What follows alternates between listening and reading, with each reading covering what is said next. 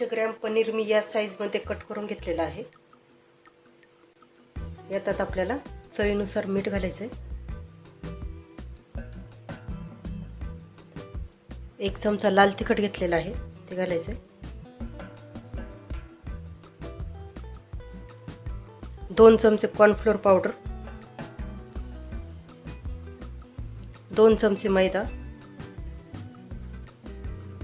सर्व व्यवस्थित मिक्स करून घ्यायचे। पिठाचं पूर्ण कोटिंग आलं पाहिजे पनीरला।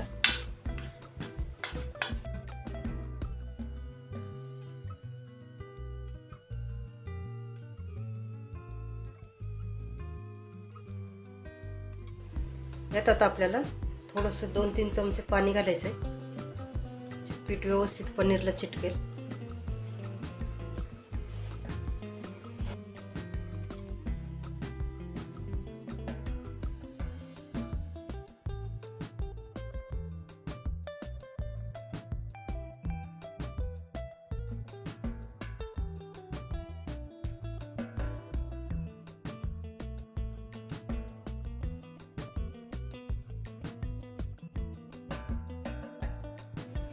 पिठाचं छान कोटिंग आलेलं आहे पनीरला।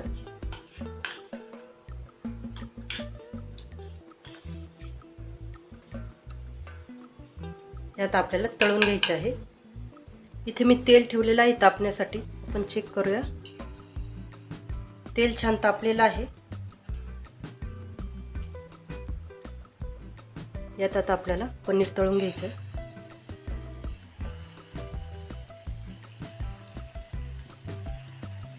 तेल तापल्यानंतर मीडियम फ्लेमवरती आपल्याला तळून घ्यायचे पनीर।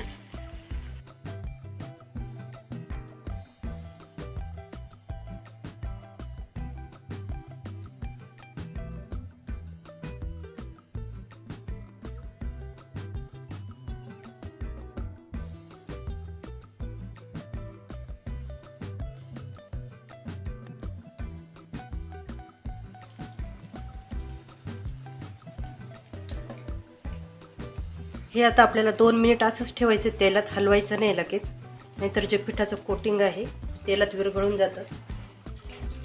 2 मिनिटानंतर आपल्याला पलटी करून दुसऱ्या बाजूने आपल्याला व्यवस्थित तळून घ्यायचं।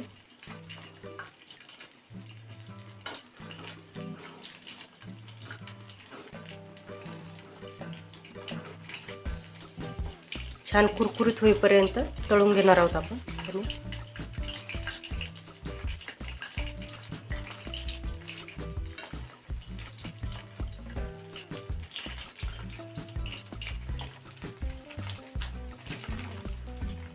पनीर तळलेले आहेत,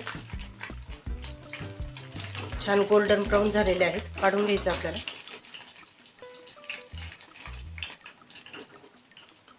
एकदम कुरकुरीत झालेले आहेत।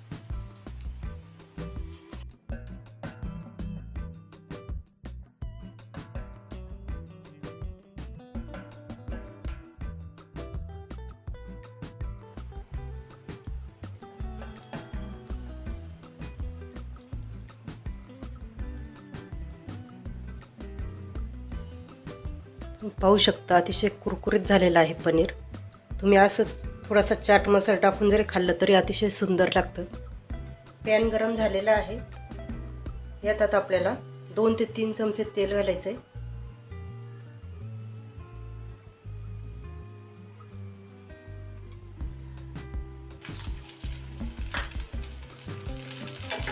हाय फ्लेमवरतीच आपल्याला कांदा आणि शिमला मिरची परतून घ्यायची आहे।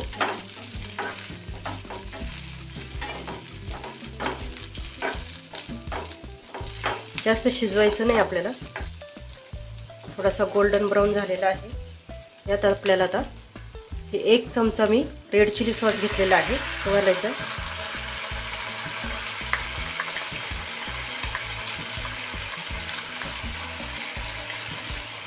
1 चमचा सोया सॉस, 2 चमचे टोमॅटो केचप,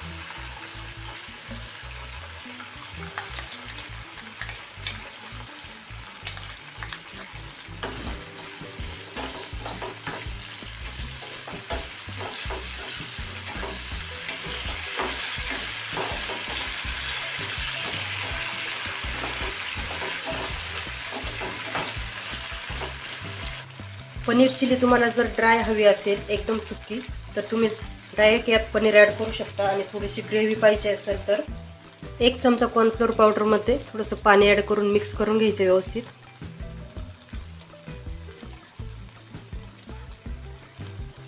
यात ॲड करायचं, मीठ घालायचं आहे थोडंसं. सॉसमध्ये पण मीठ असतं त्यामुळे थोडंसंच घालायचं आहे.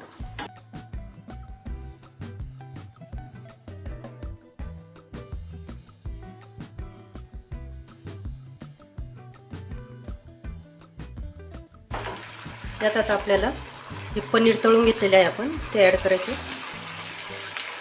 सर्व व्यवस्थित छान मिक्स करून घ्यायचं.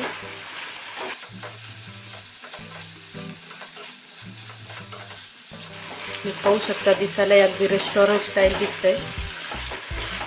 अतिशय चमचमीत यम्मी दिसतंय. खायलाही अतिशय टेस्टी लागतं. हॉटेलमध्ये जाऊन खाण्यापेक्षा असंच घरी तुम्ही पनीर चिली बनवून खाऊ शकता. हॉटेलची विसरून जाल.